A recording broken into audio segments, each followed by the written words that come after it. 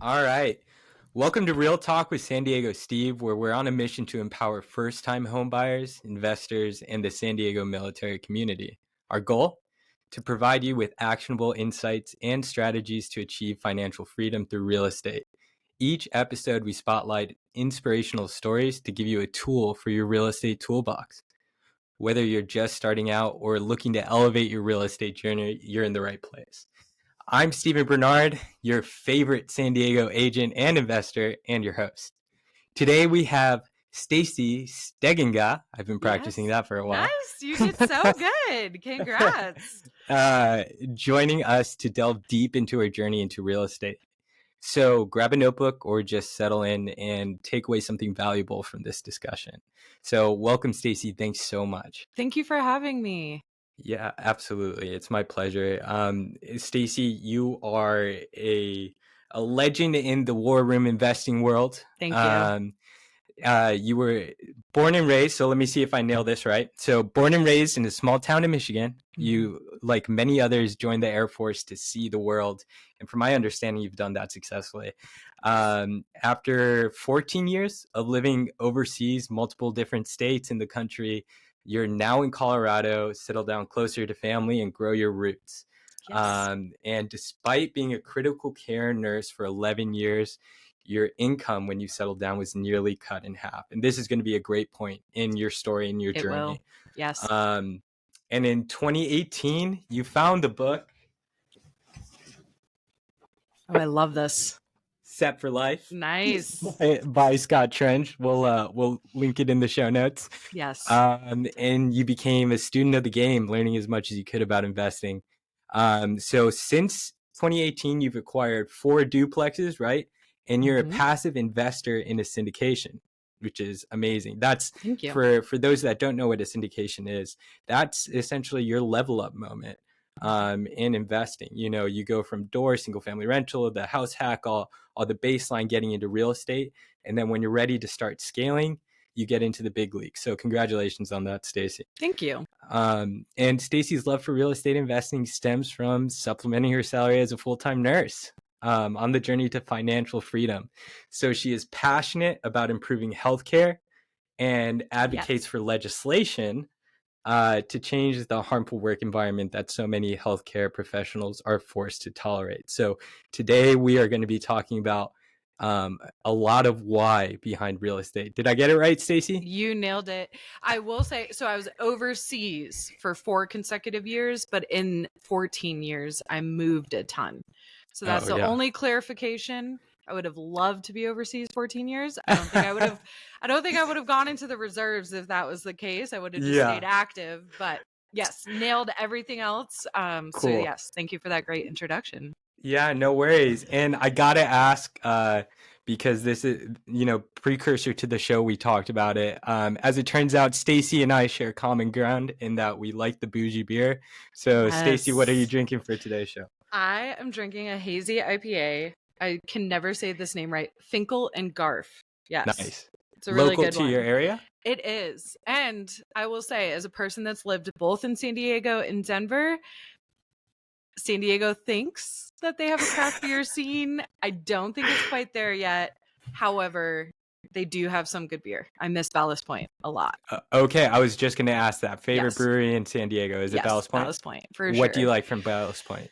Their Sculpin IPA. Classic. Yes, yeah, for Classic. sure. But honestly, we would go to the one at the shoot, I'm gonna forget everything now. The market, that was the old Navy place that they Liberty Station. Thank you. Yes. Yeah. That's my favorite place to go because they had so many fun games and it wasn't like you just had to like sit and drink and be boring. You could do things. And it's a great scene. Yeah. Great to walk around and see. Yeah, totally. So as we alluded to, I don't know if we said it explicitly to the audience, Stacey used to live here in San Diego, so she knows the scene. And can probably, to that sense, translate a lot of the lessons you have to give to people living here. Absolutely. So I myself am enjoying a seasonal beer. Ooh. This is the Oktoberfest from Little Miss Brewing. Nice. I don't think they were there. Are they in Little Italy? They have a couple locations. I am pretty central in San Diego where I live, so I like to go and hang out with my friends at the one in La Mesa. There's one in North Park on Adams Ave. So, Oh, so cool. it's my favorite little brewery. So Yes. that set the stage. So today we're going to be talking about investing on a low income rental strategies and establishing a financial base. Again, we're speaking to first time home buyers, the military community, and those that want to use real estate as a catapult to financial freedom, which is the very journey you're on. Yes. So, and we're going to contextualize that into today's market. Yes. Stacey, why don't you tell me about your personal journey and your passion in real estate? Yeah. So I was like, everybody's going to get this that's in your audience. So I lived in San Diego. I was a flight nurse. I also worked at Radius. So I will give them a shout out. If you ever have sick children, Radius Children in San Diego is the best hospital I've ever worked at. So please, if you ever need them, go see them. But I leave California. I had made life decisions to stop flight nursing just because I had moved around so much. I was always gone and I wanted to reprioritize my life according to my values. So I decided to move to Denver because it was the first time that I felt ready to move closer to family since I left at 17. So this is a really big deal for me. And I go to move in California, being a flight nurse and working at Radies, because nurses are well paid in California. I shouldn't even say well paid. They're appropriately paid. So just so we understand where the bar is. I was making over 6 figures in California and I moved to Denver. And this is actually the first time I'm saying the numbers to this. So this is Oh, wow. Yeah, the deets. Exclusive. Your audience is getting the real scoop. When I moved here, my gross was around 60K in Denver. Wow. So literally my income cut in half. Being an established adult, because I moved here at 33, it is the most humbling experience that you can ever have. I was having an identity crisis because I had just gotten out of flight nursing in the military. I'm hanging up that part of my life. One of the reasons was to go to grad school. So I'm like mourning this chapter and then trying to become established in a different way without flight nursing, without selling my soul, without traveling and always being gone and making these massive lifestyle sacrifices. And here it comes with this intense pay cut. It didn't happen right away. I moved here in May of 2018. I found Scott Trench's book by a very random suggestion. Somebody was talking about it around me. I heard them mention it. It was like, that sounds interesting. Looked it up, ended up buying it for Black Friday in 2018. So now we're in November. And it was that book that really started me on this path. I joined the War Room. I was the first woman, one of the initial founding members. I joined within 3 or 4 months of him starting the War Room. So yeah, just really went down that path. But it was that initial book from Scott Trench, Set for Life, that really paved the way for me. Let me ask you, because, that's something that, people in our community, being, the military community, struggle with, is that transition out. Sometimes it's a soft landing, when you've been thinking about it for a while. Yep. Sometimes, you come to a realization that active duty just isn't for me. Time to pull chocks. Can you kind of talk about, because that's a big part of, the people that I serve as an investor agent in San Diego. My passion, at least, is being the realtor that I wish I had when I was here in San Diego. And helping people leverage their knowledge. So can you kind of talk about that transition piece? Yeah, absolutely. So I actually did it twice. So just for context of how much I am an expert at this process, and everybody experiences it differently. But for me, the first time I did it, I made the mistake of separating from active duty when I was overseas. So I was stationed in Korea. I made E6 in 8 years. And hot shot. Yeah, thank you. Good at test taking, but it was very unfulfilling. And and this is prior medical. I'm prior enlisted, by the way. So here I am enlisted. I don't feel any real sense of purpose in my work. And so I was like, I'm just going to get out, I don't want to be the leader that made it because I was good at taking tests. I wanted to be good at leading. And I was a child, and I recognized that. I was early 20s. I had no business being a supervisor. Here I am, responsible for foreign nationals, like all sorts of things. But anyways, like, this is not it. So I decide to separate. I decide to become medical. And I get out and I go to nursing school in the South, of all places. Never lived in the South, because I had to do reserve duty at Eglin and Fort Walton Beach. So that was painful, because I thought that I was ready to get out of the military. But then when I was put in an environment around all these people, and this is nothing against Southerners, but Southerners will say this is true, it's just a different way of life down there, and that's totally fine. But like, making that transition and then going from overseas to stateside into the South, it was shocking. And all of my peers, like, here I had been deployed, lived all over the world, like done all this stuff, and I just felt like I couldn't relate to them. So my biggest advice when people are separating is that we underestimate sometimes how much purpose you truly can have in your military service. We don't want to admit it. It sounds corny. You know, it's like, we're too proud for that. And that's fine. But I'm just telling you, it might happen. And I want to give permission for people to have that experience, because it is a hard thing to go through when you're surrounded by all these people that don't understand you.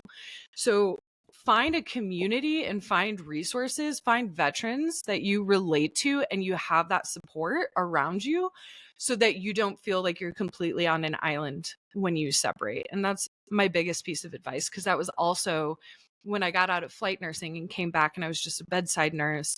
I was just in Denver. I didn't have my military community here. That was the first time I had moved somewhere and didn't immediately have that military community.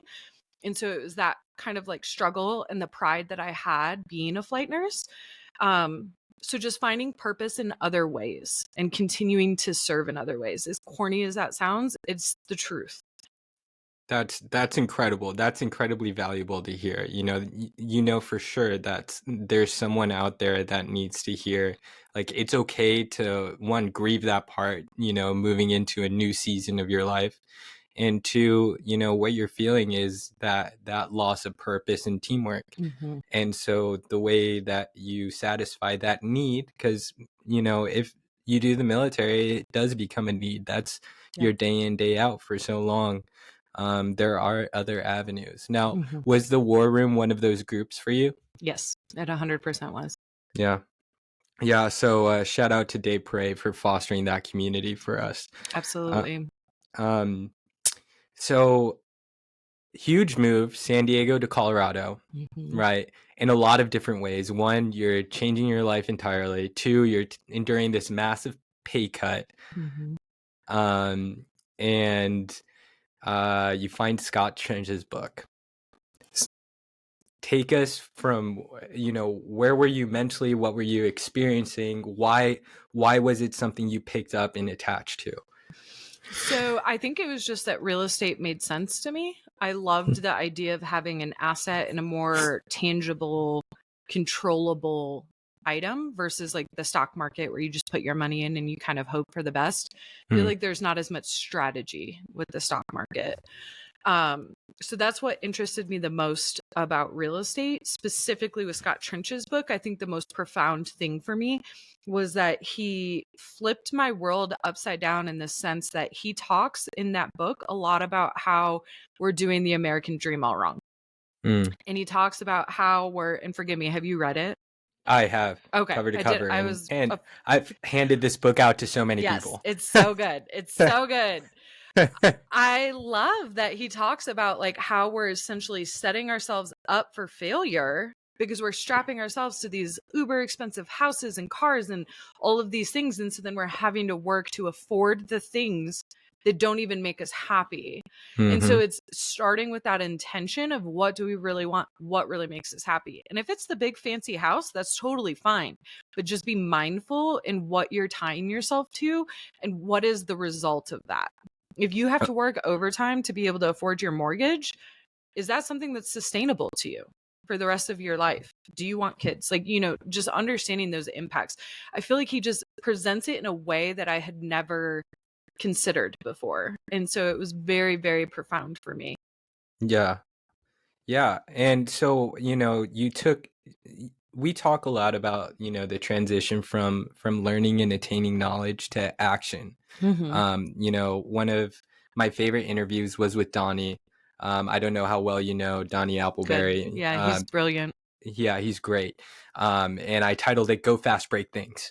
Because the common thread that I'm finding, with, all the people that are where I want to be, like you, yeah, they have translated that knowledge piece, that learning piece into action. And the same thing for the audience. Like, we could tell you to look at Bigger Pockets all day. The education's free. You can download every episode on Spotify. What was the first action step you took after you found yourself in this situation? You found a source of knowledge, you consumed it, then what? Well, I'll give a shout out to Bruce Kim. Do you know Bruce? I don't. Okay. He's an engineer in the Navy. He was in my squad in the war room. Cool. And I was dead set, and I'm only laughing because he is just going to die when he listens to this. I was dead set on house hacking in Denver. And this is applicable in another way to your audience too. I thought that owning a house, and this is kind of where Scott Trench's flipped that thought process for me too, but I thought owning a house was like the pinnacle of essentially wealth, because here I am in Denver affording this house that I thought I could afford, so on and so forth. So anyways, I'm gunning to house hack. And he asks me a question on one of our pod calls. And mind you, just to set the tone even further, I was already burnt out. I had been in critical care for 9 years when COVID hit. That's demanding. Yes, I was extremely burnt out already. And we're in the midst of COVID because I joined the war room in early 2020. And so the guys are just hearing me. I didn't actually cry, but there was a lot of complaints about things that were going on. Yes. I mean, we were wearing dirty masks, just like repulsive, disgusting things that I hadn't even experienced in my military career. Wow. And so he says to me, it doesn't sound like you want a house hack. It sounds like you want cash flow. And I was like on my horse about, I'm going to finish replacing my income, and I can do that if I have all these roommates that will pay for my mortgage. Anyways, he really strongly encouraged me. And I ended up realizing that my number one passion was the cash flow to replace my income so I could have the choice to work. So that first part of action pivoted from doing all the research in house hacking in Denver to me then what I have now dubbed house hack arbitrage, if you will. What? So I moved into a house Is this hack. groundbreaking? Is this the first time you've labeled it? This is the first time I've said it. Yes. Oh name. My gosh. Yes. Somebody actually said it to me and I was like, well, I don't know, but I guess I kind of am. It is. I've found the past two I've lived in. I find the rentals. Okay. I bring my one constant roommate with me. And then in the most recent one, it's a 4-story luxury condo. And so we had a third roommate that we brought in. But it was that initial action of just recognizing what is aligned for my goals. And in order for me to make traction in real estate, it had to start with me paying down debt. I still had student loans. God bless the GI Bill, but it did not pay for everything. I paid off my car during that time. And then I saved up my nest egg, or what Scott Trench refers to in that book as the runway. And I did all of that by moving into a house hack. It was also the perfect training wheels to see if it was something I could do before committing myself to a mortgage and a $50,000 house, not ever having roommates in my entire adult life. So to clarify, is this you go out and get the lease and your roommates pay you, or you all pay the landlord? We all do pay the landlord. Okay. It was most commonly me finding the property and then finding the roommates. I just ended up keeping my one constant. But the first one that I ever moved into was an already established house hack. So I moved into that gentleman's house and he was the owner and living there. Okay. So yeah. And then since I've just upgraded in my skill, and so I'm finding nicer and nicer properties, and then more and more roommates to offset that cost. That's really awesome. Actually, that's super unique because Scott talks about you have to address your biggest life expenses, right? Yes. And your cost of living is one of those. Yes. Especially in high cost of living areas like San Diego and Denver. Yeah. I feel for you. What you said is, I want to be a real estate investor. Mm-hmm. You receive clarity on the strategy, right? In that you need to invest for cash flow. So, but you didn't have your financial base set up yet. Correct. So the first action, it's super sexy to talk about investing in real estate. How many doors you got? What deals are you looking at? Yep. But in the reality of becoming an investor, you have to have your personal ducks in a row first. Yes. So you took a look at you sacrificing income, moving into an increasing cost of living area. I understand that, once weed became legal, tech, Colorado has gone through the roof. Yes. Right. Yep. Over the last 5 years. You said, I need to address this. You made the lifestyle sacrifice to take on roommates, like you said, for the first time, right? Which is nuts. It's right? Nuts. In order for that cash to go back into your pocket. And you didn't do it because you didn't do it in a way where you felt like, I have to go buy this house and I pray to God I find roommates and I pray I can make that payment every month. Instead, it was like, I'm going to take on this lease with, you said you have a permanent roommate, right? Or yes. More or less. Yeah. Which I just is keep awesome. Her. Yeah. Yeah. Yeah. You establish that kind of relationship. And now you're at a point, not just because of investing, but because of that mindset where you're like, you know what? My lifestyle doesn't have to suffer anymore. I always talk about house hacking on a sliding scale, right? Yes. On one side of it, you have you're renting out every room in your house and you're sleeping on the couch. Shout out Brandon Turner. Yes. Right. On the other side of it, maybe you have 2 or 3 units and you keep the biggest unit with the backyard. That's still house hacking. Yeah. Right. Just a quality of life difference. And you're just moving up that quality of life, exactly. in accordance with what your budget says you can do. Exactly. Yeah. And I just really love to hammer the house hack because it is truly the catalyst for all of my wealth building. Without that, I mean, like I said earlier, my income cut in half. I was literally taking home somewhere in the 50K range. Not ideal, especially once you're used to a lifestyle that's twice as much. So for me, living in that house hack is what allowed me to save to build the wealth that I have.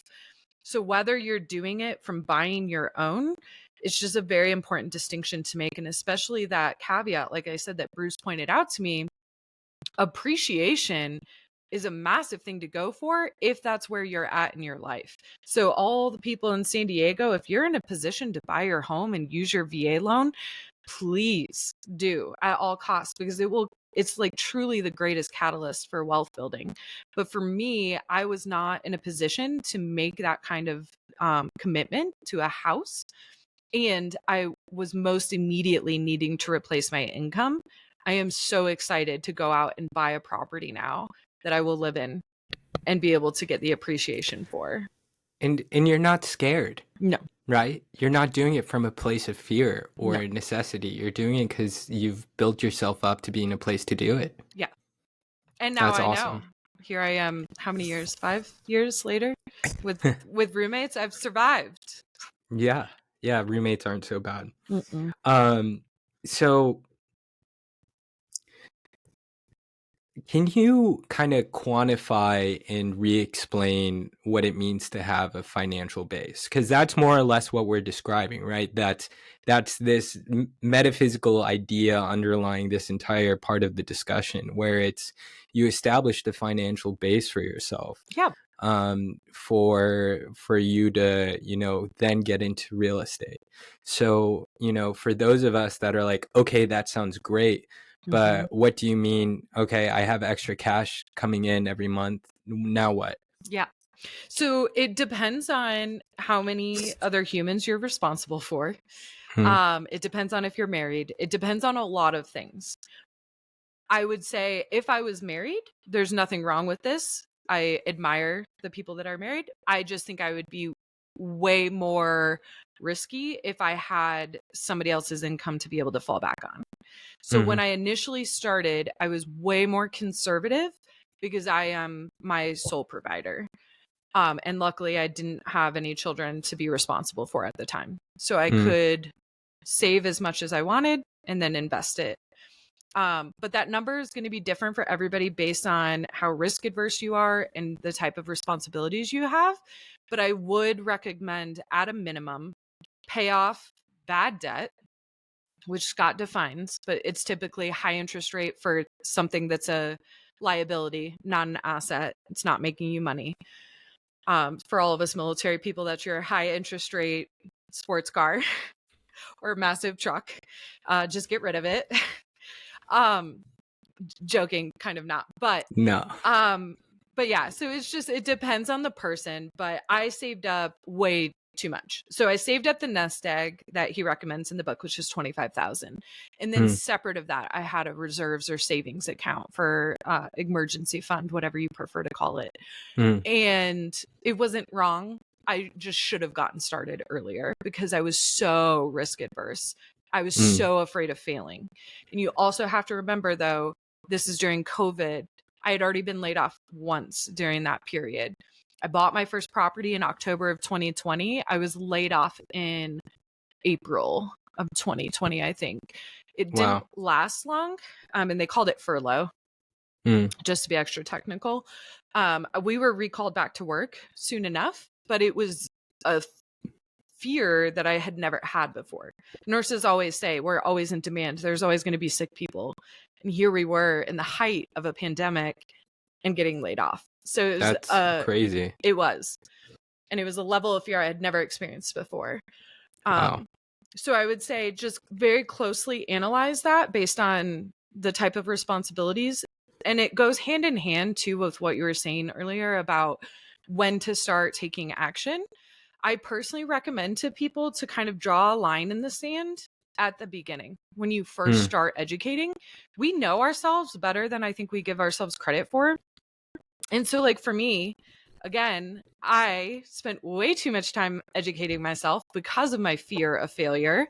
And so I dedicated over a year. I read Scott Trench's book in 2018. I didn't buy it. 2 years, just under 2 years I spent educating myself. Way too much time. So knowing yourself and knowing how, again, risk adverse you are, draw that line in the sand. If 6 months is plenty of time for you to educate yourself, do it. And then say in 6 months, you're taking action, and that's it. I think a lot of that helps, or what helps that the most is having clarity in your strategy. I was trying to learn everything about real estate. It's too much and it's so unnecessary. So focus, draw your line, learn, take action. That's perfect. I want to get that on a t-shirt. If only I said things wise enough for that. No, it's real. One, rental arbitrage into,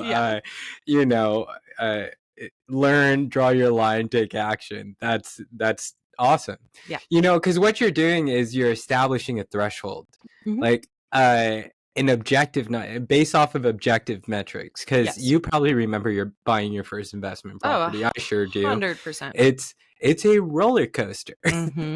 Especially when you're doing it on a strategy that you've never done before, in a place that you've never seen, right? It's like, well, this could just ruin my life, or this could be great. Yes. Right. But the point is, when you draw your line, the middle part of the t-shirt, as soon as your bank account steps over that line, exactly, you're at the edge of the springboard, buddy. Time to jump. Yeah. And the other big thing too is like when you're in it, when you're 8 months later, you're going to talk yourself out of, there's a million reasons. So-and-so is sick, XYZ risk, me with COVID. I was ready to execute the month the shutdown happened. And then I got laid off. And so that was the true moment of me being like, okay, what is fear and what is not? And it was a war room member that challenged me to a bet. John Lalande. Lalande? Oh, okay. You should ask him about it because he lost the bet. Okay. Humble brag. He loves on the show. Yeah, he loves when I bring this up. Okay. But it was him. He was like, dude, are you going to talk about this for the rest of your life? Or are you going to actually execute? And somebody could get butthurt about that. Or I realized like there's truth in this. I've been talking about this nonstop. I knew way more than I needed to execute. And so it was that. And so we literally set the most like trivial bet that's so out of either of our controls, which is why it's so funny that I won. But he had already offered on like 3 properties or something and was under contract on 1. And the deal was whoever closed faster.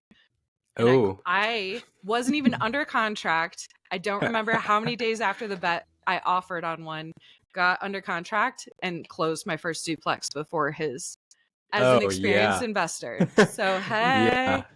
Thanks, John. That's awesome. Shout out to John. He's a legend in the space too, and a super great loan officer. I do some work with his team. Now, before we get in, dive deeper into the strategy, there was an end goal to this, right? Mm-hmm. You heard about this idea of financial independence. Can you kind of tell us what that means for you, and then how you found your FI number? Yeah, so I'll be honest, actually. I didn't initially. Wow. I did get caught up in the, I'm like, I don't even know, the emotion, the excitement that everybody has about FI. And they had the millionaire status goal, a million net worth. I got caught up in those. But the thing was, around my second or third duplex, I was realizing how much it was starting to feel heavy to me. When I first started in real estate, it was like my saving grace. I was endlessly grateful. Everything was light, exciting. I mean, I couldn't help. I was like swiping on Zillow like I was an addict, like truly. And so the second it started to feel heavy, I was like, like, what is this about? And am I intimidated? Am I what? And what I figured out eventually was that my goal was not aligned with me. So being a millionaire and being financially independent means nothing to me. It does not light me up whatsoever. Oh, wow. At all. Like zero. Still, even to this day, I'm like, meh. It means, an idea of it means nothing to me. That's when awesome. you tell me, though, replace your income so you no longer have to be forced to be a nurse. And I'm like, open the floodgates. Let's go. So it was shifting that focus of things that didn't matter to me into, okay, I want to get out of healthcare and I want to change healthcare. How can I do that? And real estate has been my catalyst to be able to do that. So it was just shifting that. Now, eventually, I did come up with my FI number, but it was, I want to say, as recent as last year. So, I mean, but that's a perfect thing. That's a reason to go down this path, right? Is you realize you're trading your time for money. Correct. Half the people's, in our world's favorite book is Rich Dad, Poor Dad, right? Because he talks about the rat race. Yeah.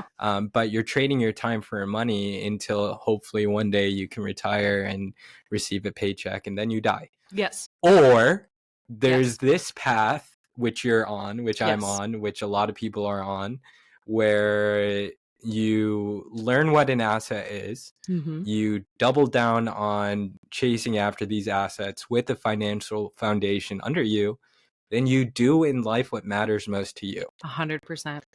And that's awesome. That's where you are. That's the goal. That's what life is about, right? Yes. And that's hopefully what, we can convey to listeners of the show, in that, we're not saying real estate is the end game. If you love, putting a deal together, if you love doing the numbers and that brings you fulfillment, do it. For me, I am excited to engage in nonprofit work for underprivileged kids in the Middle East. I want to have a huge philanthropy. Yes. And I want to do that from a place of just total freedom of stress. Yep. Right?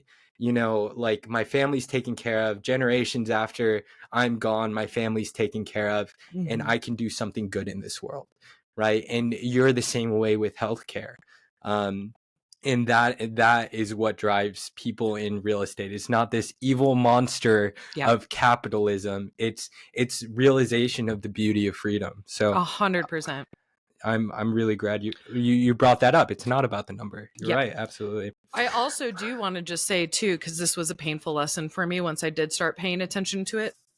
So I only started calculating it so that I could find how far I was from FI so that I could reverse engineer my goals last year into how many doors I needed to get the cash flow. Well, it's funny because, and this is the other thing that I really wanted to tell your audience, is that don't get caught up in the number of the doors. Try to focus your goals and try to do them in as least amount of transactions as possible.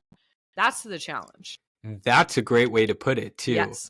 It's not the number of doors, it's the number of transactions that you have to go through. That's beautiful. Yes. Because these people with 500 doors that own 1% of 500 or whatever it is, who cares, right? I can get there in 5 doors. So I am $800 from FI with 8 doors. And it is largely because of the rent growth that Tampa, which is where all my properties have had. But I just don't want people to get so intimidated by all these influencers and everybody else that's like, I have 200 doors. You don't need 200 doors. I almost don't need an income to survive off of 8 doors. That's beautiful. I want that for everybody. Yeah. So just really focusing in on that and then figuring out what your number is and reverse engineering. And to answer your question, I forget what it was. I want to say it was like 50 something. I forget what it was, but it was an atrocious amount of doors because I have 8. So I was like, in my mind, when I set the goal, I was like, there's no way already. But it didn't even matter because with that rent growth and with some other things that started to pay out that I wasn't expecting to pay out as early, I was able to hit that number or get closer. But I also wanted to caveat, it's a moving target. So do not become obsessed with it either. I had insurance increases on my policy massively because we have an insurance crisis in Florida. I was at $800 from FI, and now it's probably around $2,000 or more. Holy smokes, that's not small. Yeah, it set me back really far. And this is why you don't obsess over an FI number, because anything in real estate can have that effect on your number. So I just encourage people, because like me, I still have an income. I still have other things. So continue to do other things that inspire you, even if it's other investments or whatever. I just don't believe in putting all of your eggs in one basket for that purpose. Period. So that you're not setting yourself up for failure. Drop the mic, rewind 15 seconds and listen to that again.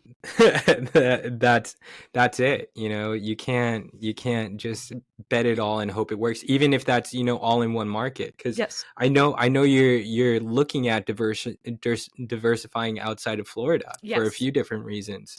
But before we get into that, I kind of wanted to rewind a little bit. Because we talked about the first action step you took. We know you have the 8 doors. Tell us about your real estate investment strategy right now, and in a way that someone that's just starting to learn about investing can understand. Yeah. So I have those 4 duplexes.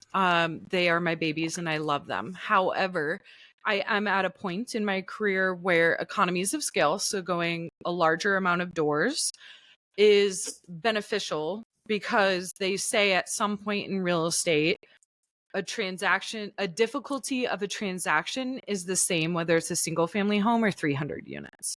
And in my experience, there is some level of truth to that. Not completely, but some level. So I am pivoting into the commercial multifamily market in the Midwest so that I can make up for that gap that happened with my FI number. So I am looking at a 5 to 30 unit multifamily apartment in multiple states in the Midwest that cash flow so that I can finish replacing my income and then put these hospitals in their place. Awesome. And the first 8 doors, just to clarify for everyone, you were doing a buy and hold strategy, correct? Yes. Yep. And all of them 20. I was going to lie to you. The first 2 were 25% down. All of them were conventional lending, except for the third one. I cash out refied because both of the first 2 appreciated so much. God cash bless out 2021. Refied. Thank you. That's what I'm saying. Property values doubled. And I was still able to refi. This is like disgusting, but I love it for me. I was still able to refi into a 3.75, I think is my highest rate on my duplexes. That's awesome. So that's awesome. Yeah. But yeah, I bought my third one cash. And then otherwise, I was like, where did that come from? I don't know. That's weird. I love it though. Was that your button? Like, okay, cool. I don't know how to edit that out. So that's just know I wasn't thumbs downing anything you say. Actually, you know what? That's a good segue. Thumbs down, boo real quick. Yeah. The naysayer is gonna be like, oh, you had it so lucky, Stacey. You got the houses on the low, you refied and were able to get more houses. In reality, pull that string a little bit more. You put in the work, you got the education, you analyzed the market, you got the deal, you leveraged your deals, yada, yada, yada, right? On a single nurse income. Yeah, on a single nurse income that you had cut in half when you started, all right? So don't say it can't be done. Don't naysay or try and bring Stacey down. Yeah. Now, the practical side of what I wanted to get at with that question was, okay, so, someone's going to watch this video and say that's great. You're on this journey. And a lot of investors, at least in, my immediate circle, we all started in the greatest run of real estate history. Yeah. Right. This is our first market turn and we're learning to pivot. We're learning to negotiate. Only a few people in my circle were in the game in 2008, 2009. Yep. It doesn't mean that we can't, because you're still investing. Right. I'm still in the game. We're learning. So what would your advice be to, say, a younger Stacey that just got to Colorado in 2023, had her income cut in half? How would you go down the path? With the interest rates is what I'm assuming you're meaning? Yeah. Yeah. So for me, and the reason I think I love real estate the most is because it's so black and white. If the numbers work, the numbers work. It doesn't matter what your interest rate is. Point blank. And so, beautiful. For instance, I'm offering on an 8 unit tomorrow. Hopefully I'll submit the contract. Yes. Congrats. Thank you. Yes, I appreciate that. And it will be an 8 or 9% interest. But guess what? It still cash flows. So I don't care. And if I refi in 2, 3, how many ever years until it makes sense, then so be it. But if the numbers make sense and it cash flows now, who cares what the interest rate is? It could be 50%. I don't care as long as it's cash flowing. So just getting good at the numbers, figuring out ways to make it work without forcing things. Interest rate is a moot point. And I love that people have such a concern for this, especially if you're buying a single family home, if you're moving into it, I get it. But also the amount of appreciation that you can gain from buying a house in San Diego and living in it until you can rent it out is priceless. It is priceless. It doesn't even matter what your interest rate is. As long as it will cash flow when you move out and you can rent it, or as long as it covers your mortgage when you live in it, who cares? Yeah, 100,000%. My advice to people, well, I mean, 2 questions here, or a statement and a question. So, I always tell people the best time to buy a house, for a personal residence is when it makes financial sense for you personally, right? No one can dictate that for you. Your personal financial situation. But the question is, with this long-term buy and hold strategy, again, we're talking to first-time home buyers. We're talking to the military community that maybe isn't in the war dream yet, and you should be, and is just waiting to take some action. you talked about the strategy, you talked about your financial base, and you said the principle is the number. Don't worry about the market, right? Don't worry about, the best time to invest is when it's right for you to invest.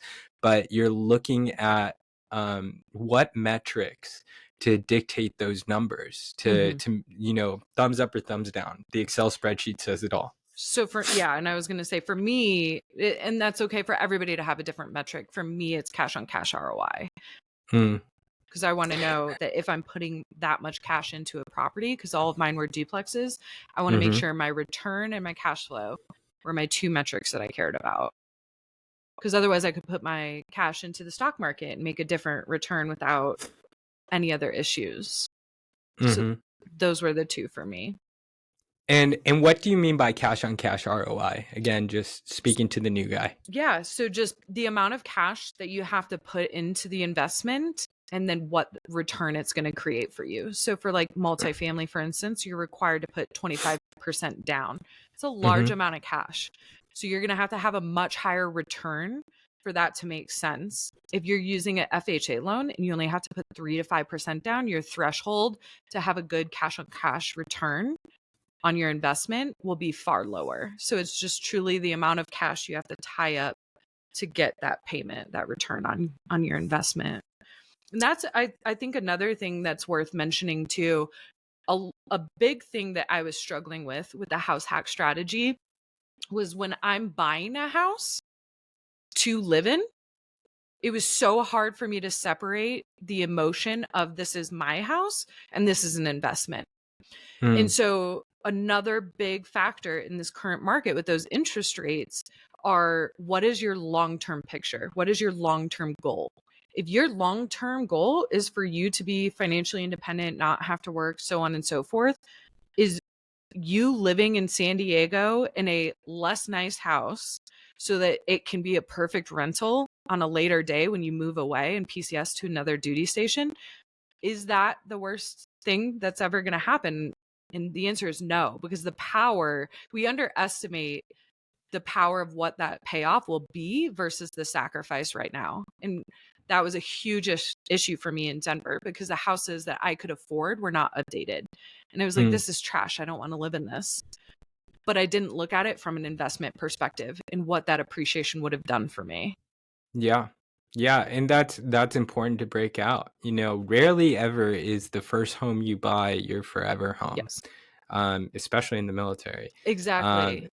Yeah. So having that long-term time horizon, makes the difference in the quality of decision that you can make. And as a realtor, you wear a lot of hats. And sometimes you're a therapist, sometimes you're a life coach, sometimes you're a cheerleader. And that's one of the things that, I definitely try to help, my clients, especially my younger clients, understand, have that perspective. Like, yeah, maybe you'll take some hits. Maybe you won't live downtown in the gas lamp going out every night and you're young in your 20s. But guess what? The path that you want to go on that you say you want to go on, is not the normal path for 22-year-olds. Right. I think Alex Hormozy says it really well. It's, when you say you want to be like something, whether you want to be fit or you want to have $1 million business or you want to be financially free, it's about the actions you take, right? Yes. So are you willing to make the sacrifice? Yes or no? No? Okay, so you don't really want to be financially free. Yep. That's it. And that's totally fine. This is not for everybody. And that is more than okay. Yeah. 100%. And just be honest with yourself and say, maybe, you know what, not right now. I'm young and I want to go out and have fun with my friends. That's cool. Yeah. Just be honest with yourself. Yeah. And that's an important discussion to have. There's nothing wrong with it. Great. So let's see. What made you make the jump from long-term buy and hold into syndications besides scale? What were the requirements? Just again, because not everyone knows what a syndication is. Maybe talk to, how do you get to that level of investment strategy, and how is that different from what you started with? So the biggest thing is, first of all, just a quick explanation. Syndication is just a bunch of investors that all contribute money to buy a larger asset collectively. I knew very early on that I wanted to scale and get into multifamily. I just didn't know how large. And I'll be completely honest and candid with your audience. I do not relate to syndicators. I'm probably going to offend a lot of people saying this. They're like the car salesman that is like, I don't know, they're relentless. Okay. So to answer your question, I feel that it's a perfect strategy for people that do not have the time to be able to commit to this, that still want the tax benefits, that still want a return and diversification from the stock market. It's absolutely brilliant, especially for like high net worth medical professionals, doctors, people, surgeons, all of that. Brilliant. Pilots, you know, if you have a time constraint that you truly can't manage a property, syndications are perfect. But I did it to learn. I did it for the exposure. I did it because I viewed syndicators as experts. This is a caveat, and I'm intentionally not going into a ton of detail, but the long story short is that typically in a syndication, the threshold of investment is $50,000. The one that I invested in was only 25. So that was one of the biggest reasons that I was drawn to it. And I'm considering at this time, oops, sorry, I bumped my camera. I'm considering at this time all of my money being lost. So I learned a lot of lessons. I also learned not to idolize people and think that they are somehow smarter or experts or anything that I am not, because I've produced far better returns for myself, purely by myself. So it was a very good, it's a painful, long learning lesson. It's still ongoing, but it's a way to diversify. It's a way to have another investment. If you don't have time, there are positives to it. I would say the biggest thing and the most difficult thing is that you have to vet not only the syndicator, the manager of it, operator, whatever title they use, you also have to analyze the asset. And the person that I invested in was a veteran of 20 years. A lot of the investors that lost our money were a lot of them. Like I almost think it was 130 of us were all veterans. So, you know, there's always a potential to lose your money in any investment. So choose wisely. I will not be doing that again anytime soon. But you know, it's important to share that story, and I appreciate it because it's not easy to talk about the L's that you take as an investor. I think it's important to talk about it though, to understand that it's not all sunshine and rainbows. You know, I know you had a nightmare property. Did Donnie, you know? Donnie tell you about that? Yeah. So I know you have some litigation experience and all that stuff too. And it's a part of the path, but I think, you know, from looking at your journey and where you are right now, the reason that you're able to survive those hits and take the L's and, you know, like anyone should, learn from it, move on, don't make it again. That's fine to fail in life. Yeah. Is because you at the outset of your investing career, you had that financial foundation. That and it is what saved me 100%. Time and time again, it shows up for you, it seems, you know, and I think you said it before, that's cold hard cash. You know, that's your runway. It's not pretty, you know, just keep, you know, X number of dollars depending on your own situation in the bank account instead of making you money. Exactly. But that's what you got to do. Yes. So just recapping on the investment stuff, you know, long-term buy and hold, investing for cash flow, know your numbers. And for the people that are starting right now or in the future, this is evergreen. The interest rate doesn't matter. The numbers matter. Yep. Do that calculus. If you need help doing that calculus, reach out to me. I'm here to educate. Reach out to Stacey, and we'll link her stuff in the show notes, because you, like I, are just dedicated to helping people. Yes.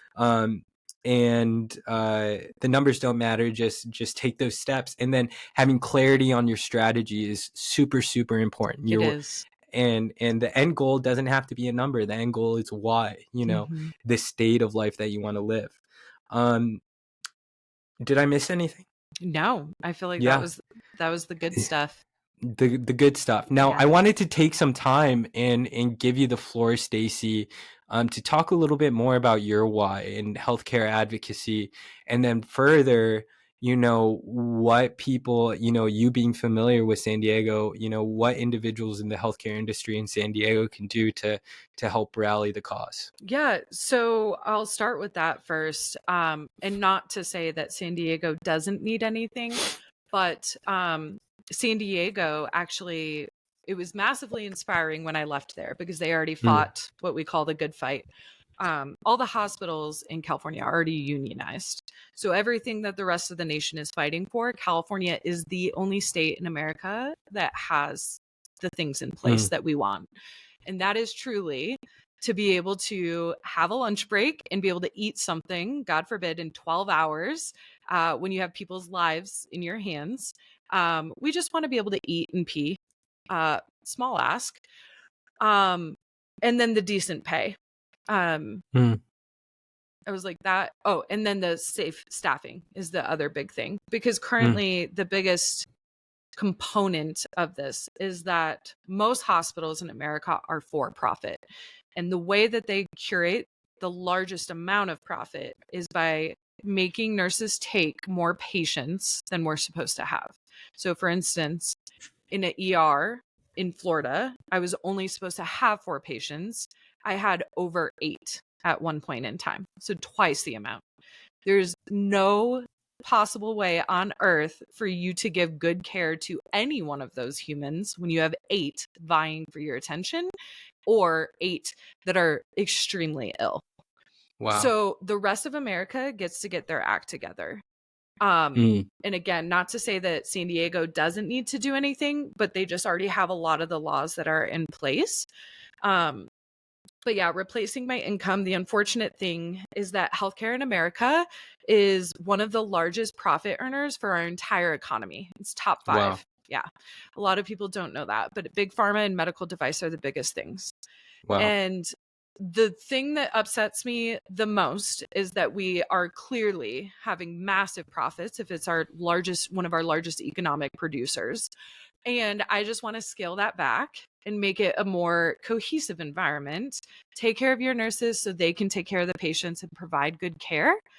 And the unfortunate thing is that anytime you're fighting lobbyists, politicians, big economic producers, is that there's a lot of retaliation involved. And so that's where my passion came from, replacing my income. I don't know when I'll lose my job, but it has been a massive issue. So I'll just say that. And it's hard. It's hard that you're just advocating for good care of people, and this is how you're treated. But nevertheless, I consider myself to be very blessed to be where I'm at in my investing journey, to be able to speak out and do these things. One thing that I did want to mention really quick too is, for the longest time, I was always like, oh, this doesn't affect my military family, and meaning the entire military community. And unfortunately, it is devastating that TRICARE just changed their laws. And so it was in the past month, because it was right before the fiscal year. I think it was September 29th, I want to say, the litigation was filed. But TRICARE changed the way they're actually trying. Let me rephrase that. And you're going to have to research this. It's all breaking news, so I don't know what's true and what's not anymore. But TRICARE was changing the way that they reimburse outside providers. So not somebody that you see on base, but for the exceptional family member program, like if you have a child with special needs, or anybody that has specialized care that they have to go off base to see a specialist, they changed the way that they're reimbursed. And so what that means for anybody that's in the military, anybody that's under TRICARE, is that your care is now going to be significantly diminished, either by costing you money out of your pocket to pay to see the good specialist, or they will no longer pay for it and you're going to have to see somebody that's far less qualified. Wow. And so, said a different way, there's a potential that children with like seizure disorders, or children or people with cancer, or, you know, whatever that happens abruptly when you're on active duty, you need immediate care. These things are going to have a very severe and detrimental effect on our military community. And this just happened within the past month. And it's devastating because it's about money. Yeah. And so this is why I'm doing the things that I'm doing, is to try to prevent the corporate greed, essentially.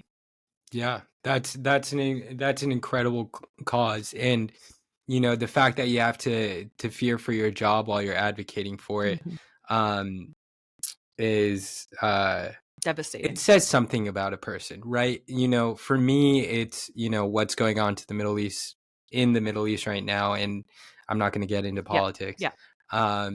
But I was on the phone with someone, and someone was like, "Hey, you know, hey, be careful, you know, who sees you, what goes on." And, you know, it kind of came to me in the moment that, you know, there comes a time and a place where who you really are is defined by whether or not you stand up for what you believe in. And that's what you're willing to do. And real estate is your vehicle to help you, you know, have the audacity to go against the grain when that's not the popular thing to do. So I appreciate that, Stacey, and that says a lot about you. Thank you. Yeah, I really appreciate that, because it will be easy someday when I'm looking back in hindsight, like, yeah, I did that. And let me tell you, there's a lot of tears right now because it's hard. And it's hard for them to be up on me for wanting better for us and our patients. It's hard for me not to take that personally, because I care about my job. I care about doing a good job. I love being a nurse. I loved healthcare, and it is broken and we get to do better, but it is not easy. So I really appreciate that. Thank you. Yeah. And I'll say, you know, on a local level, for anyone from San Diego that's listening, anyone in the military community, your elected officials have phone numbers. Give them a call, talk to them about healthcare. Just pay attention to where the money's going in the budget. If that makes sense for you, if that aligns with your values. If it doesn't, that's what you can do as an individual. And then say something about it or vote accordingly. Yep. Don't ever think that you don't have the power. Exactly. Yeah. So I appreciate that. I appreciate this episode so much, Stacey. I think it's so powerful to have a why behind all of this, and to, you know, to bear that all for everyone to see, to understand that, you know, real estate is the end goal. You're not in this, you know, just to make a whole bunch of money and go sit on beaches for the rest of your life. Exactly. What this is a key to a fulfilling life, you know? And I mean, it's a tried and true path. It's a simple formula, like you said before. Yep. And I encourage everybody to at least explore it, to reach out. Stacey, where can everyone get a hold of you? Yes. So all of my Instagram content is free education, all of my hard-earned lessons. So you don't want to have a nightmare property, litigation, lose all of your money in a syndication, just come follow me. My only ask is that you support a casual healthcare reform once we get there. But my Instagram handle is investforfreedom_RN. And I would be so happy to connect with you. So please reach out and DM me once you get there. Yeah. Awesome. Thanks so much again, Stacey. Yes. I look forward to talking to you and keep this relationship going in the future. For the listeners, we're starting to get a great lineup of guests, and Stacey's just the start. So make sure you reach out, take advantage, learn something, or, you know, pick your favorite part. Let us know in the comments. Stacey would love to hear about it. I would love to hear about it. Yes. So thanks again, guys, and until next time. Thank you.